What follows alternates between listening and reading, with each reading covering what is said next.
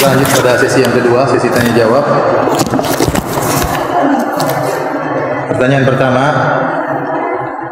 tanya Ustaz, bagaimana dengan kuburan Rasulullah SAW yang di dalam Masjid Nabawi? Sebagian orang menjadi kubur bahwa kuburan untuk menjadikan dalil bahwasanya kuburan dalam masjid. Adapun kuburan, kita tahu bahwasanya Rasulullah SAW beliau dikuburkan di mana beliau meninggal. Dalam hadis, annal anbiya'a dufinu haitsu matu, bahwasanya para nabi dikuburkan di mana mereka meninggal. Dan kebetulan Rasulullah SAW meninggal di rumah Aisyah radhiyallahu taala anha, di hujrah Aisyah radhiyallahu taala anha. Sehingga Rasulullah SAW pun dikuburkan di hujrah tersebut, ya. Dan kita tahu bahwasanya hujrah Aisyah, rumahnya Aisyah itu bukan bagian dari kuburan.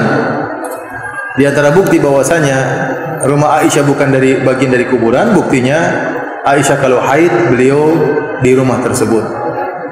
Padahal wanita bukan dari bagian dari masjid, mohon maaf ya.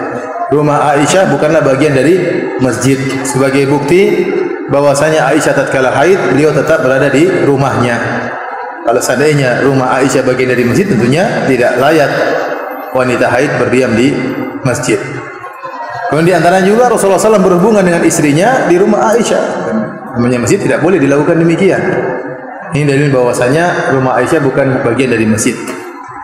Oleh karenanya tatkala di zaman para sahabat terjadi pelebaran Masjid Nabawi, pelebaran tersebut terjadi di arah depan, bagian kanan dan bagian belakang. Adapun bagian kiri tidak diadakan pelebaran karena di situ ada kuburan Nabi sallallahu alaihi wasallam.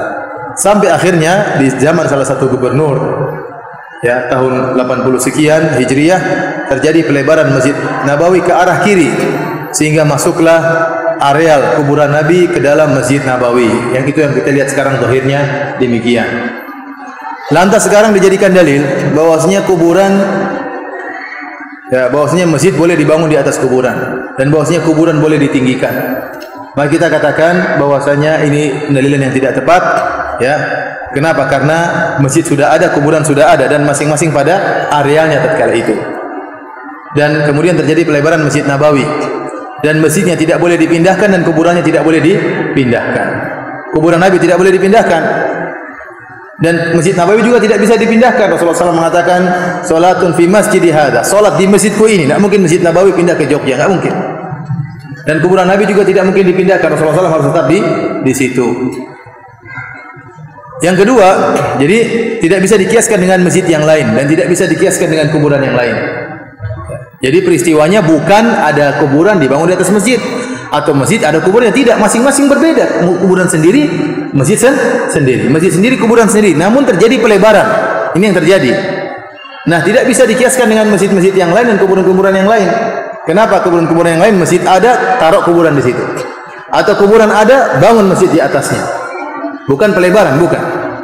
Yang kedua, kuburan lain bisa dipindahkan, masjid lain juga bisa dipindahkan. Hal ini tidak mungkin pada kuburan Nabi dan Masjid Nabawi. Kuburan Nabi tidak bisa dipindahkan, Masjid Nabawi juga tidak bisa dipindahkan. Adapun tatkala mereka berdalil bahwasanya kuburan boleh ditinggikan dengan bahwasanya kuburan Nabi besar, jawabannya tidak benar. Kuburan Nabi tidak tinggi. Yang tinggi itu rumahnya Aisyah yang di Pugar. Paham? Jadi Rasulullah dikuburkan dalam rumah siapa? Aisyah. Dan rumahnya Aisyah memang sejak awal sudah tinggi, memang rumah. Kuburannya tidak, kemudian tetap apa? Pendek. Oleh karena tidak bisa dijadikan dalil dari sisi manapun. Allah alam bisawab. Dan alhamdulillah sekarang tetap pemerintah Arab Saudi, ya, memiliki ketegasan untuk menjaga di sekitar Masjid Nabawi, karena banyak orang yang lempar-lempar surat, ya, minta permintaan kepada Nabi sallallahu alaihi wasallam, ada yang lempar foto kepada Nabi sallallahu alaihi wasallam, yang ambil akhirnya apa? Petugas kebersihan. Maunya Nabi yang ambil tapi enggak bisa, yang ambil apa? Petugas kebersihan. Ini semua adalah kekeliruan, ya. Dan jangan sampai kita akhirnya beribadah kepada Nabi dan sikap kultus kepada Nabi ada. Ya, Rasulullah SAW mengatakan, la tutruni kama atratin Nasara bin Maryam. Janganlah kalian berlebihan kepada aku sebagaimana kalian berlebihan kepada Isa bin Maryam. Jangankan kepada Nabi, kepada orang soleh yang jauh di bawah Nabi seperti Abdul Qadir Jailani rahimahullahu taala, ulama besar dari mazhab Hambali, ulama Ahlus Sunnah. Banyak orang yang berlebihan kepada Abdul Qadir Jailani. Dalam kondisi terdesak mereka beristighatsah dengan mengatakan, ya Abdul Qadir Jailani. Ini tidak boleh. Kalau seandainya kita mau beristighatsah pun masih banyak yang lebih afdal daripada Abdul Qadir Jailani, Abu Bakar, Umar, tapi tidak boleh. Tapi tidak boleh. Oleh karenanya yang berlebihan kepada Nabi ada, ya, dan itu dilarang. Sebagaimana tidak boleh kita, sebagaimana orang-orang Nasrani yang mengkultuskan Isa bin Maryam.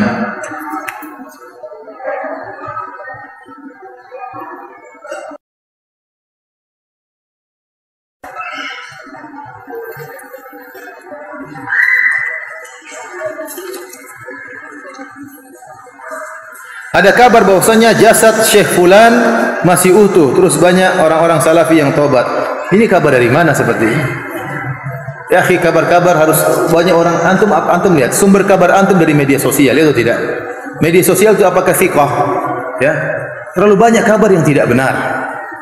Apalagi terhadap Arab Saudi, banyak sekali kabar yang menyerang Arab Saudi dan tidak benar. Dan banyak contohnya. Saya contohkan saja seperti waktu baru-baru beberapa tahun yang lalu, tatkala diumumkan bahwasanya pemerintah Arab Saudi akan melebarkan Masjid Nabawi, dan ini sekarang dikerjakan. Ini kan berarti luar biasa khidmah dan servis pelayanan Arab Saudi terhadap kaum muslimin, sampai dikeluarkan uang yang begitu banyak untuk melebarkan Masjid Nabawi. Uangnya banyak, perlu diperlukan, mendatangkan pekerja dari luar melebarkan Masjid Nabawi. Datang orang-orang, sebagian orang-orang yang sesat membuat isu bahwasanya pemerintah Arab Saudi akan memindahkan Masjid Nabawi. Isu ini dimakan oleh masyarakat kita. Banyak orang mencaci maki Arab Saudi. Padahal cuma isu. Namun dibenarkan, sumber beritanya di mana? Tidak ada jelas. Tujuannya apa? Tujuannya agar orang tidak melihat kebaikan Arab Saudi sehingga kemudian terpindahkan kepada keburukan Arab Saudi yang tidak ada. Akhirnya orang lupa bahwasanya pemerintah Arab Saudi akan melebarkan masjid, itu adalah pelayanan bagi kaum muslimin. Itu adalah pelayanan bagi kaum muslimin, terlupakan gara-gara isu yang tidak benar bahwasanya kuburan Nabi akan dibangkitkan, dipindahkan. Ini adalah kedustaan.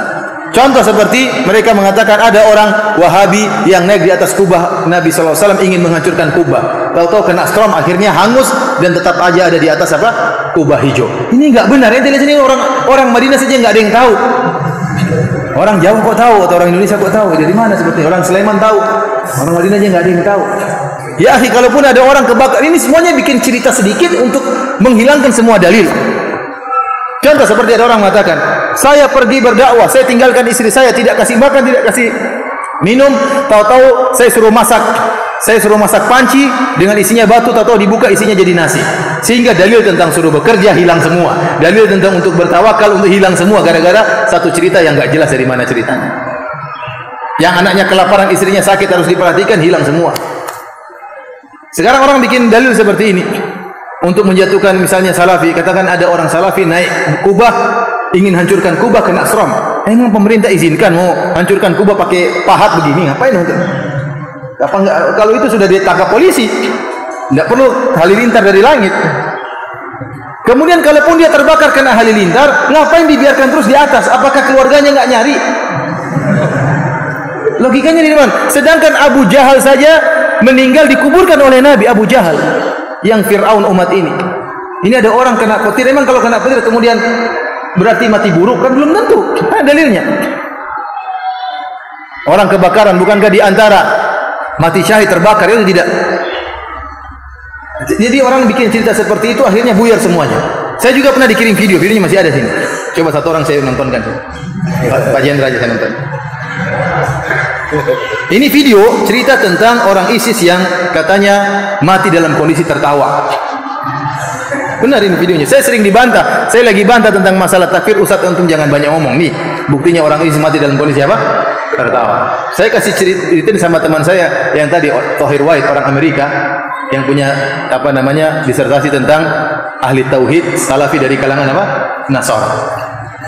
Dia bilang, ya Firanda, banyak juga pendeta yang mati tertawa. Gimana terus buyar agama kita gara-gara ada pendeta mati apa? Tersenyum misalnya, ada orang kafir mati. Banyak sana di orang mati tersenyum bisa jadi. Terus ya antum lihat ya, ternyata itu cuma sandiwara. Antum lihat ya. Dia belum mati, dia bergaya aja begini. Di foto, ada videonya, kebongkar videonya. Bentar. Nanti antum tanya sama ya kan? Dia praktik. Sudah foto belum? Sudah, dia bangun lagi. Jadi penuh darah semua itu ternyata cuma drama.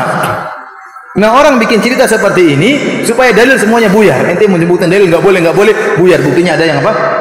meninggal. Pantu tidak lihat di Arab Saudi juga banyak orang meninggal mati syahid, Wahabi yang meninggal mati syahid, Wahabi yang meninggal dalam kondisi senyum, Wahabi yang meninggal sambil tangannya begini, terus itu dikemanakan semua itu. Sehingga dengan cerita sifat ini kita kayaknya dalil enggak pakai lagi, ini enggak benar. Seperti sekarang kisah ini, katanya ada seorang syekh jasadnya ditemukan setelah berapa tahun meninggal dan saya bilang mana buktinya? Di Arab Saudi itu kalau jasad meninggal tidak boleh dibongkar kecuali setelah 11 tahun kalau enggak salah. Ini baru berapa tahun meninggal katanya sudah dibongkar, tidak jadi dibongkar. Ngapain juga dibongkar? Katanya waktu dibongkar jasad masih utuh, akhirnya ditutup kembali. Ngapain dibongkar? Enggak boleh sembarang bongkar jasad di Arab Saudi, dan itu pun belum 11 tahun. Akhirnya buat cerita katanya banyak salafi yang taubat. Dari mana seperti itu? Gara-gara cerita sebegini, kemudian dalil semuanya terbuang. Ya. Kemana dalil tadi yang kita bacakan?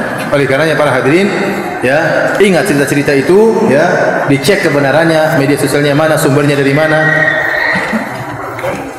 Apakah ada media sosial yang sikoh? Ada. Yang sudah diperiksa secara jarah wa ta'dil? Ada. Mana semua berita yang dipercayai? Susah.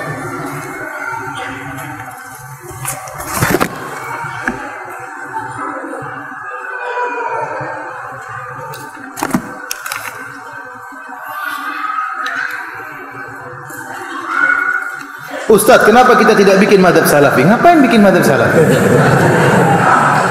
Ya, memang Imam Syafi'i bukan salafi. Imam Syafi'i yang bilang bukan salafi, siapa Imam Syafi'i? Imam Syafi'i bermazhab salafi. Al-Quran dan Sunnah dan ijma' mengagungkan para sahabat, itu Imam Syafi'i. Imam Malik apa bukan salafi?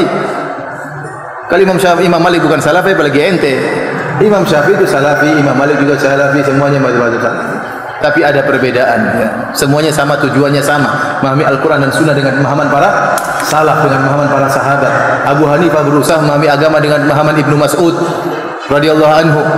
Imam Syafi'i, Malik berusaha memahami dalil dengan pemahaman para sahabat yang ada di kota Madinah. Terjadi khilaf, itu biasa. Maka jangan ente bikin lagi mazhab apa? Mazhab salafi. Enggak ada mazhab khusus yang jadi salafinya siapa ente? Kalau Imam Malik bukan salafi, kalau Imam Syafi'i bukan salafi, terus siapa yang menjadi salafi kalau begitu?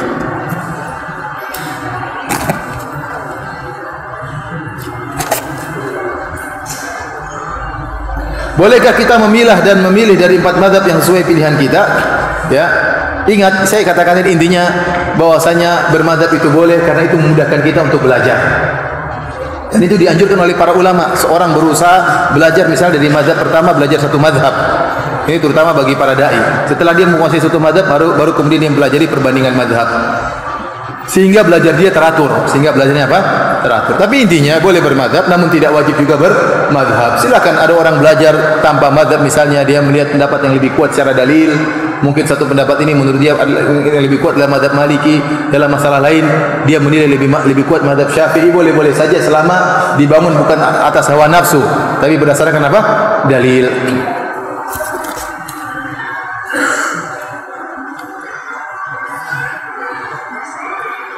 Assalamualaikum Ustaz, kenapa para ulama sebelum Syekh Muhammad bin Abdul Wahab tidak terlalu mendahulukan pentingnya tauhid, dan kenapa Imam Syafi'i malah tidak menulis kitab akidah yang khusus membahas akidah Ahlussunnah? Saya bilang para ulama dulu membahas masalah akidah.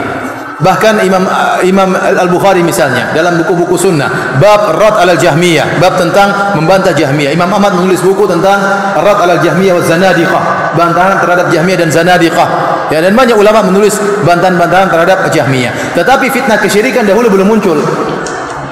Fitnah pengagungan terhadap kubur belum ada. Oleh karenanya kita tidak dapati perkataan para ulama dahulu tentang pengagungan terhadap apa? Penghuni kubur. Itu baru muncul belakangan sekarang. Oleh karenanya mulailah muncul Syekh Abdul Wahab, Ibnu Taimiyah rahimahullah di zaman tatkala sudah muncul fitnah pengagungan terhadap penghuni apa? Kubur. Zaman dahulu belum muncul, itu belum ada. Sehingga yang mereka bantah adalah fitnah, misalnya apa namanya, pemikiran Syiah. Ya, dibantah. Imam Syafi'i sudah bantah Syiah, sudah ada waktu itu. Kemudian contohnya masalah misalnya fitnah tentang masalah tauhid al-asma wa sifat dan yang lainnya, orang-orang zindik. Jadi para ulama menulis buku sesuai dengan kebutuhan. Paham? Tatkala di zaman Muhammad bin Wahab, dan antum baca sejarah Syekh Muhammad bin Wahab, antum mendapati beliau bercerita bagaimana banyak yang percaya kepada dukun, banyak yang minta kepada kuburan, ya. Banyak percaya kepada ramalan-ramalan, sama seperti Indonesia kira-kira lah. Sampai sekarang masih banyak dukun enggak? Masih banyak. Masih banyak percaya sama ramalan atau tidak? Maka konsentrasi dakwah kita sesuai dengan kondisi masyarakat. kita ingin kembalikan mereka kepada kemurnian tauhid.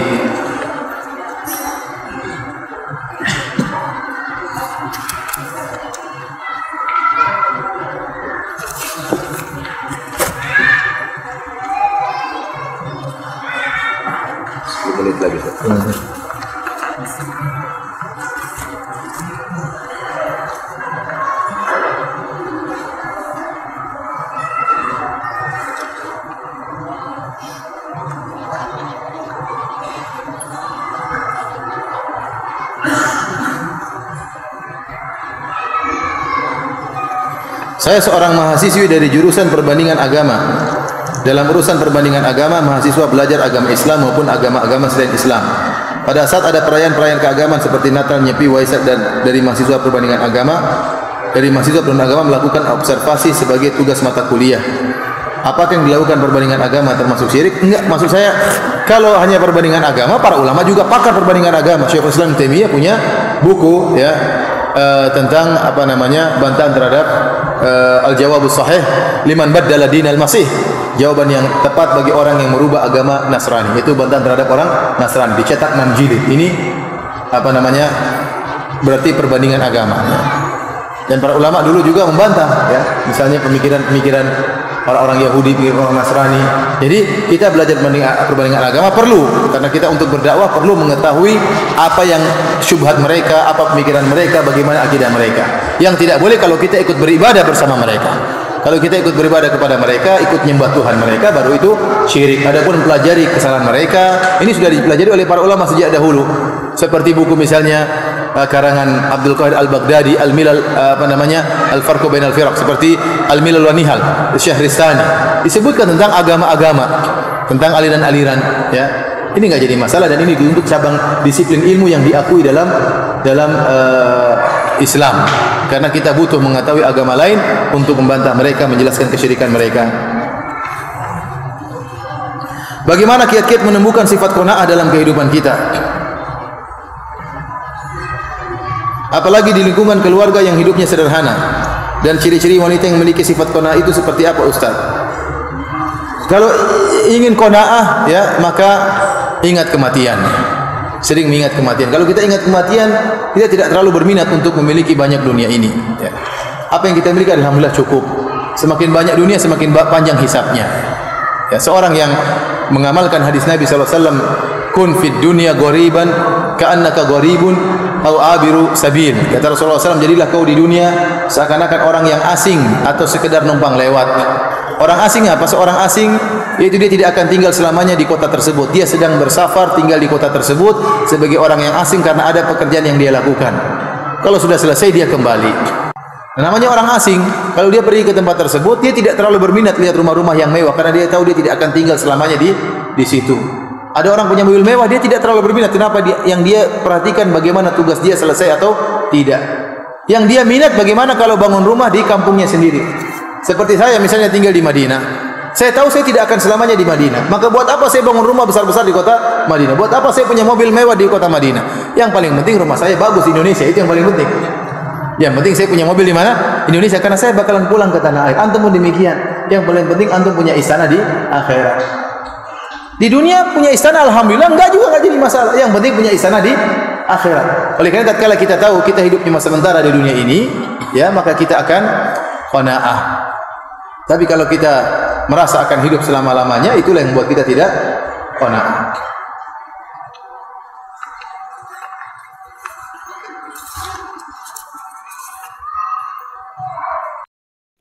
Ini pertanyaan. Mudah-mudahan orangnya bertanya bukan untuk menjebak atau untuk mencari-cari kesalahan. Apalagi zaman sekarang ini kita sering diadu domba ya. Pertanyaan, ayah ibu Rasulullah di surga apa di neraka? Ini pertanyaan sering ya ditanyakan ya. Kalau orang mencari-cari kesalahan bisa menimbulkan adu domba. Namun saya ingin jawab ya, karena ini bertanya tentang ilmu. Saya katakan para hadirin hadirat yang dirahmati oleh Allah Subhanahu wa taala, bahwasanya kita sangat mencintai Nabi sallallahu alaihi wasallam. Dan kita sedih apa yang disedihkan oleh Nabi sallallahu alaihi wasallam, dan kita gembira apa yang digembirakan oleh Rasulullah sallallahu alaihi wasallam. Rasulullah SAW sedih tatkala dia minta izin agar memohon ampun bagi ibunya. Allah tidak mengizinkan. Dan kalau Rasulullah SAW minta izin untuk menziarahi ibunya, maka diizinkan oleh Allah Subhanahu wa taala. Kemudian juga tatkala ada seorang bertanya kepada Nabi SAW, di mana ayahku? Kata Rasulullah SAW, ayahmu di neraka. Kemudian ini dalam Sahih Muslim, ketika orang itu sedih, kata Rasulullah SAW, inna abi wa abaka finnar. Sungguh ayahku dan ayahmu di neraka. Taib. Masalah ayah ibu Nabi di neraka atau tidak masalah yang gaib. Maka tidak boleh kita mengucapkan tentang masalah ini kecuali dengan dalil, bukan pakai perasaan. Dan Rasulullah SAW telah jelaskan dalam Sahih Muslim bahwasanya ayahnya di neraka jahanam dan ibunya tidak diizinkan agar dia mohon ampun buat ibunya. Apakah kita berani melanggar perkataan Nabi sallallahu alaihi wasallam? Saya katakan memang ada sebagian ulama yang berusaha mentakwil hadis ini, mengatakan maksudnya ayahku dan ayahmu di neraka, maksudnya pamanku di neraka, yaitu Abu Talib misalnya. Tapi ini dibantah oleh Imam Nawawi rahimahullah. Imam Nawawi rahimahullah, ini apa yang saya sampaikan ini terdapat dalam buku Al-Minhaj Syarah Sahih Muslim. Al-Imam Nawawi tegas dalam hal ini menjelaskan ayah dan ibu Nabi sallallahu alaihi wasallam di neraka jahanam. Oleh karenanya di antara dalil yang menguatkan bahwasanya ayah dan ibu Nabi sallallahu alaihi wasallam di neraka jahanam, bahwasanya Nabi saya tidak pernah mendapati doa Nabi mohon ampun buat ayah ibunya.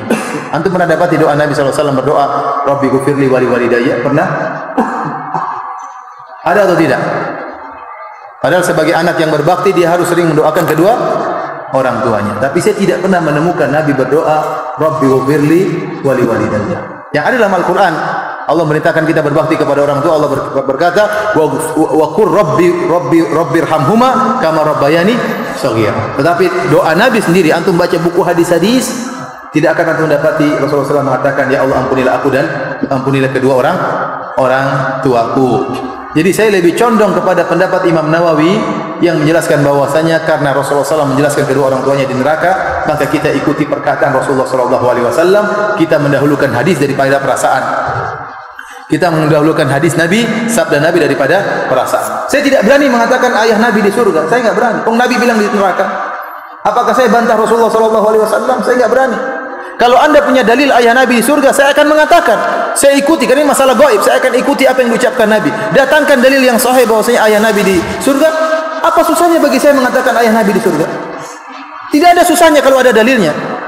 Justru saya ingin ayah Nabi di surga karena itu ayahnya Rasulullah SAW. Justru saya ingin ibunya Nabi di surga karena itu ibunya Nabi SAW. Nabi sedih tatkala mengunjungi kuburan ibunya sampai Nabi menangis, wa abka man haulahu, para sahabat juga ikut nangis. Tetapi kalau tidak ada dalilnya, masa saya berani ngomong sesuatu yang tidak ada dalilnya? Baik, ada yang mengatakan ada hadis menunjukkan Rasulullah SAW menghidupkan kembali kedua orang tuanya, suruh masuk Islam, akhirnya masuk surga. Hadisnya lemah, hadisnya palsu, tidak kuat dibandingkan dengan hadis dalam Sahih Muslim. Dan wallahu alam ada hikmah di balik itu. Wallahu alam bisawab, kita tidak tahu ada hikmah apa yang Allah kehendaki. Tapi pasti ada hikmahnya. Ada yang mengatakan dengan perasaannya, Ustaz, bagaimana ibu Nabi masuk neraka sementara Nabi pernah di perutnya selama 9 bulan? Saya bilang dia punya jasa. Namun demikian Allah mentakdirkan, sebagaimana Allah mentakdirkan ayah Nabi Ibrahim masuk neraka jahanam. Padahal Ibrahim tidak muncul kecuali melalui air mani ayahnya. Iya atau tidak? Kemudian saya sampaikan juga bahwasanya jasa Abu Talib lebih besar daripada jasa ibu Nabi. Ibu Nabi sekedar mengandung. Abu Talib rela mati membela Rasulullah SAW sehingga tersebarlah dakwah tatkala itu. Namun tetap juga dia dalam neraka jahanam. Ada yang mengatakan, Ustaz, bagaimana anda memvonis Abu Bakar, ayah Nabi dan ibu Nabi di neraka? Bukan saya yang vonis. Saya enggak berani vonis. Saya pingin ayahnya Nabi masuk surga, saya pingin ibunya Nabi masuk surga. Tapi Rasulullah yang mengatakan demikian. Rasulullah SAW yang mengatakan demikian. Ada yang mengatakan dengan perkataan-perkataan demikian, namun saya katakan kita mendahulukan perkataan Rasulullah SAW. Kita mendahulukan perkataan Nabi SAW. Syubhat yang paling kuat dalam masalah ini kata mereka, bahwasanya ayah Nabi dan ibu Nabi dulu di masa fatrah belum datang dakwah kepadanya. Dan Allah berfirman, "Wa ma kunna mu'adzibina hatta nab'atha rasula." Dan kami tidak akan mengadab satu kaum sampai kami mengutus rasul. Nah, ayah dan ibu Nabi belum ada rasul tatkala itu, bagaimana divonis neraka? Saya kata ini sudah dibantah oleh Al-Imam Nawawi. Ya, bahwasanya ada orang-orang sebelum Nabi datang sudah divonis dalam neraka jahanam. Contohnya Amr bin Luhai Al-Khuzai. Amr bin Luhai Al-Khuzai dalam Sahih Bukhari, Rasulullah SAW mengatakan, "Ra'aitu Amr bin Luhai Al-Khuzai yajurru qasbahu finnar." Aku melihat Amr bin Luhai Al-Khuzai menggeret ususnya di neraka jahanam. Kenapa? Li'annahu awwalu man sayyaba sawaib. Karena dia orang yang pertama kali mengkeramatkan onta dan kambing-kambing tidak boleh dinaiki dan tidak boleh disembelih dan macam-macamnya. Dia yang pertama kali membuat kesyirikan membawa kesyirikan ke Jazirah Arab. Waktu itu Nabi belum ada. Tetapi ingat, ada dakwah tauhid. Oleh karenanya ada orang-orang yang disebut oleh para ulama dengan al-ahnaf. Orang-orang yang berada di atas agama tauhid, seperti contohnya Waraqah bin Naufal. Dia sudah dia tauhid, dia Nasrani tapi dia tidak berbuat kesyirikan. Dan ada beberapa orang disebutkan dalam sirah Nabi sallallahu alaihi wasallam. Jadi sisa ajaran Ibrahim masih ada. Dan Al-Imam Nawawi rahimahullah menjelaskan bahwa ini menunjukkan bahwasanya dakwah tauhid sudah sampai kepada kedua orang tua Nabi, namun mereka berdua tetap di atas kesyirikan. Buktinya Rasulullah SAW memvonis mereka berdua di neraka jahanam. Wallahu a'lam bishawab. Ini ilmu yang saya sampaikan, yang saya pahami. Nah, kalau ada orang mengatakan ada pendapat yang lain, silakan ada pendapat yang lain, ya. Dan saya berharap pendapat tersebut lebih bagus dari pendapat saya yang menyatakan Nabi, ayahnya dan ibunya di surga. Saya ingin ayah dan ibu Nabi di surga. Namun saya tidak bisa berbicara dengan hawa nafsu, saya harus ikut dalil. Kalau ada dalilnya saya akan ikuti, kalau enggak saya tetap kembali kepada sabda Nabi sallallahu alaihi wasallam. Wallahu ta'ala alam bisawab. Demikian saja, waktunya sudah selesai. Kurang lebihnya saya mohon maaf. Wabillahi taufiq wal hidayah. Assalamualaikum warahmatullahi wabarakatuh.